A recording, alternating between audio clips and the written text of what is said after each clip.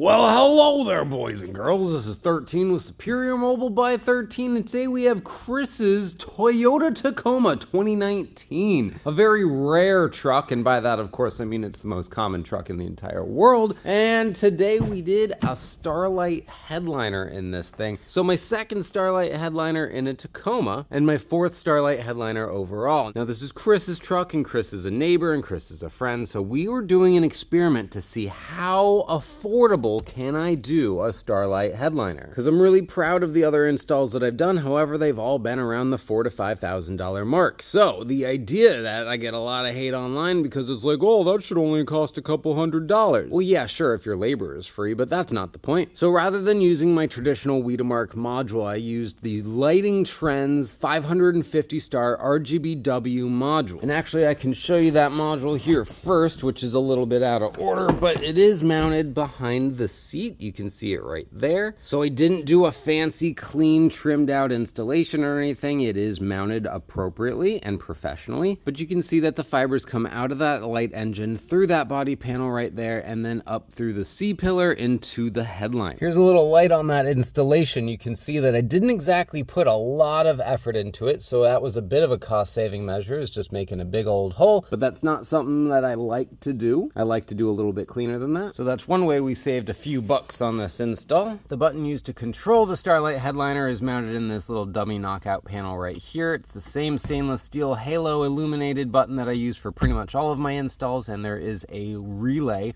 hidden behind the scenes, and that is what that button controls, and that relay controls the power source to the light engine. Now this truck already had a fully blacked out interior, so there was no dye work required in order to make this black or these visors. These are just the OEM visors. We saved a little bit of money too. However, we still did upholster the headliner in this beautiful black suede material. The major difference between this install and all the other ones is that I did the traditional typical flush cut approach rather than doing the little bell ends that I always do on the ends of all my fibers. We're looking at the headliner right now and it looks pretty factory. It's kind of a ghost install. You don't know that there's 550 fibers sticking through this thing. But with the other style of installation, there's dots all over the place. They're visually apparent even when the Starlight Headliner is off. So as soon as I push the button on this, you see, voila, it lights up. And what's really great about this, honestly, it does light up really well. I feel that the other kits are a little bit brighter. If we're comparing pure wattage, this is a 25 watt kit and the other kit was a 35 watt. So yeah, there's a bit of a difference there. But I think the bell end approach distributes light out a little bit more than this method does of just doing a flush cut. So the Lighting Trendz module is about a $200 light engine, and it does have a physical wheel behind an LED array. So I really like that. I feel that the twinkle is still a very natural twinkle. I don't know if you can pick up on it in this video. And it does have a pure white chip, so right now we're on white, but of course we can look at red, and here is green, and here is blue. So we have two methods of controlling the Starlight Headliner, and the first is the good old-fashioned reliable RF remote. So if we hit a color on there, it will correspond. What's great about this remote is that if you hit the white button, you'll have both the pure white mode like that, and then if you hit white again, you'll get mixed RGB white. And I really like mixed RGB white because you can see that all of the colors are slightly different, but you hit white again and you'll get to pure white. This remote also has jumps. This is jumping, right? And this is fading. So it'll do a nice slow color change, and you control the motor speed with this thing as well. However, if you are more of an app-centric fellow, then of course we have apps as well. This is the app that controls it, and it's a really solid app. We can just use the thumb wheel on it right here, and you'll see that it controls the color and will do whatever you tell it to. You also have the preset colors on there, and you can do the modes. We've got the white flash, and then we can turn up the speed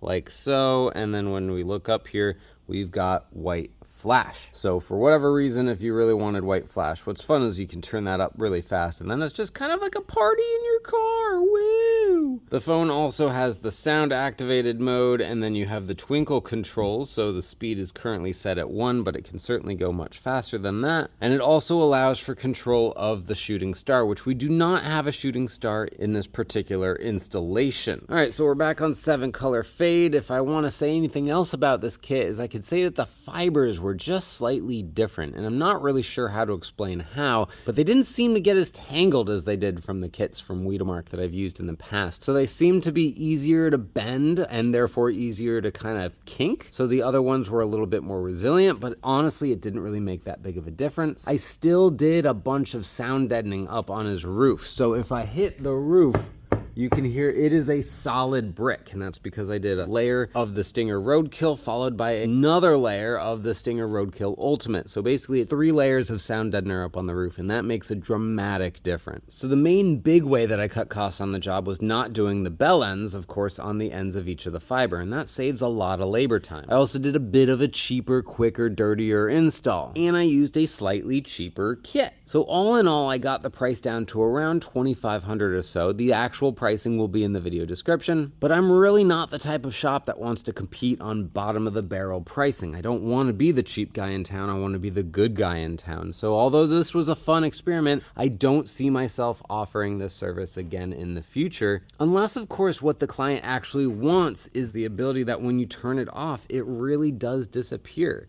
There's a bit of a wow factor to it. Me personally, I think if you're going to spend that much money on a Starlight headliner, you want it so that even when it's off, it looks cool. Of course, just like previous, there's some stars underneath the visors, and they're pretty much all over the place, and I'm really proud of this install. It looks pretty cool. Chris is super stoked with it, and that's all that matters. So if you're interested in a job like this for yourself and you are local, then in the video description there will be a link to my website. You can submit a build request via the form on the website, and we can go from there. As always, thank you so much for watching this video. I hope you enjoyed it. I certainly enjoyed the experiment and the learning experience here. This is 13 with Superior Mobile ByThirteen. I will talk to you later. Bye.